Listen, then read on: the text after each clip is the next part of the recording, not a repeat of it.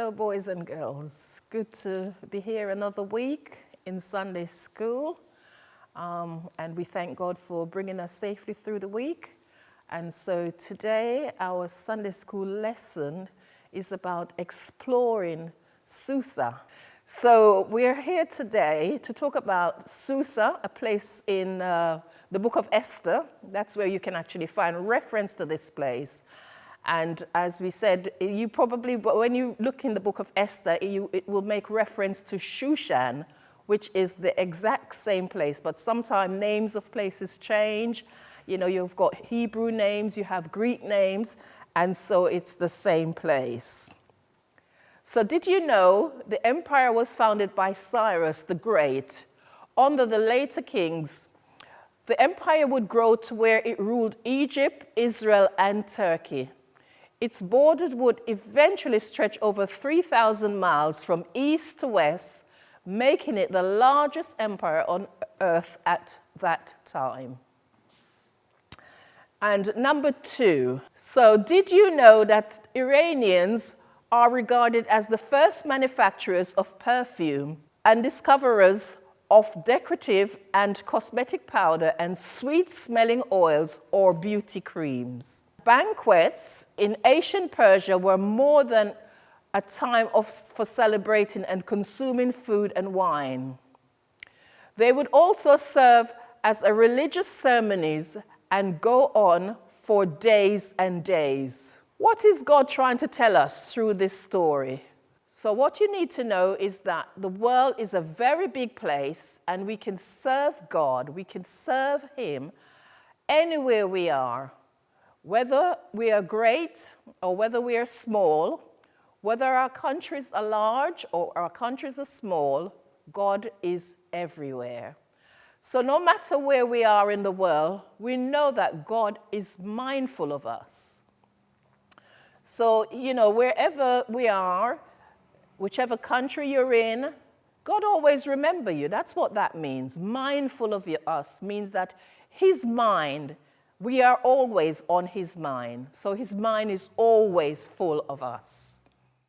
And wherever place we find ourselves and whatever challenge we face, God is able to deliver us from our enemies.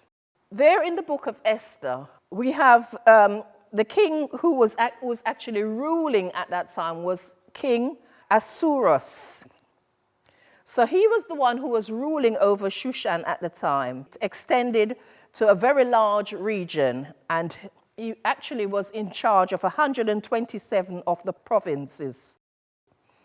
And those extended from India. You've heard of India. You've heard of Ethiopia.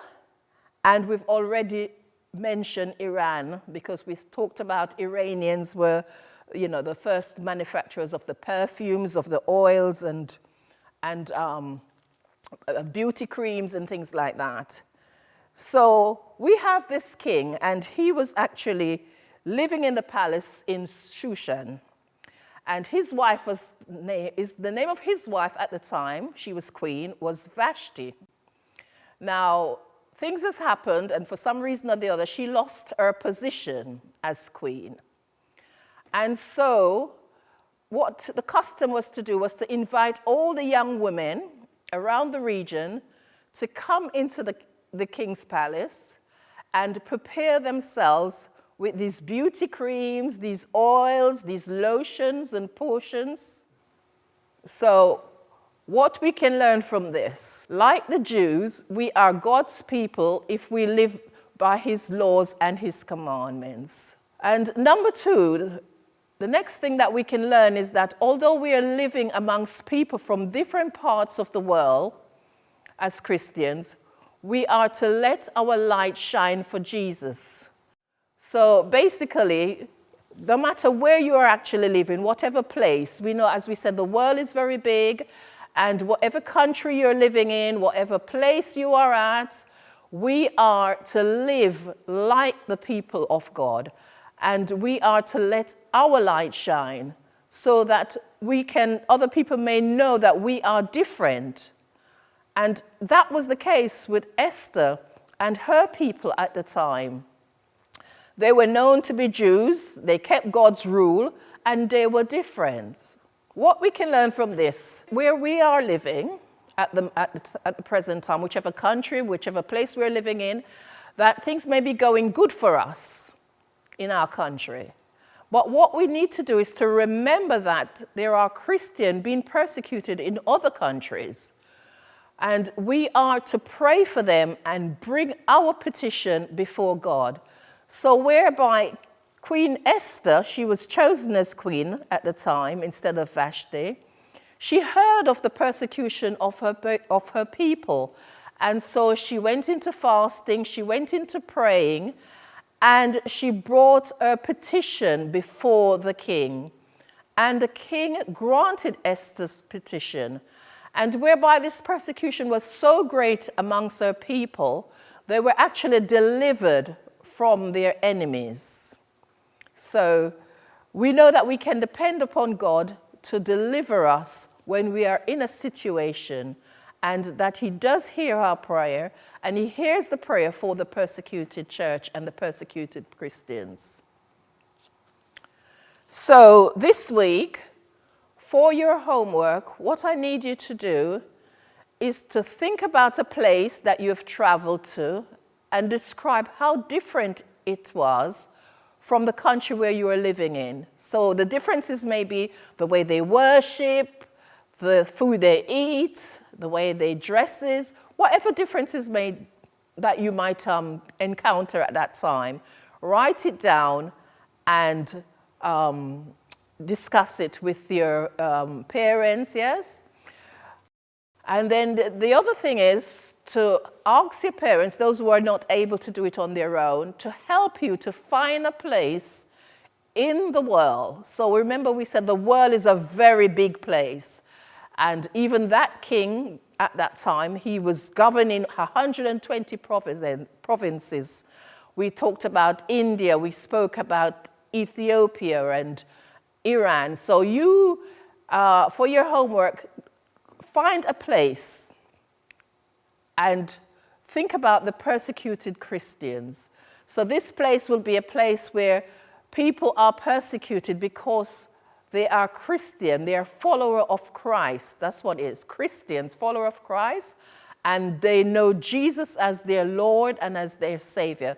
So they're being persecuted. So for this week, if you choose one of those countries, and what you'll do is put a special petition in for them this week.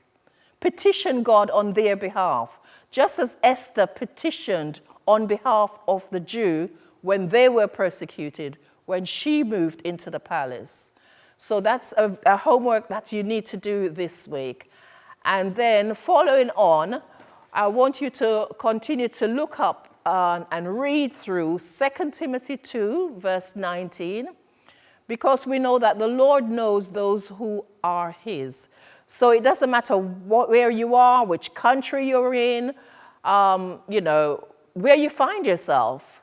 He knows his people. He has his people, and his people are different, and they're separated from the people of the world, or the people who are not serving the true and living God.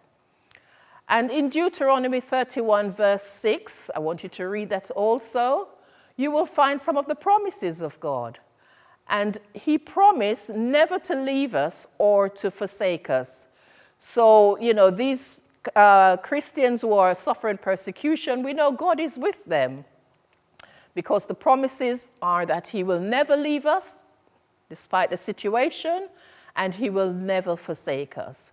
So we can have that confidence and that boldness in our God.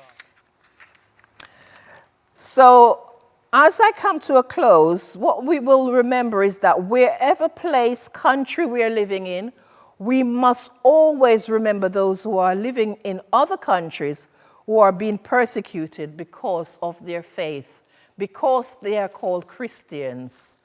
And so it is for this week. So thank you very much for listening. I do hope that you will, remember the persecuted brothers and sisters. They are our brothers and sisters, but they're living in different places. and we are all children of God. So God bless you, and hope to see you next week.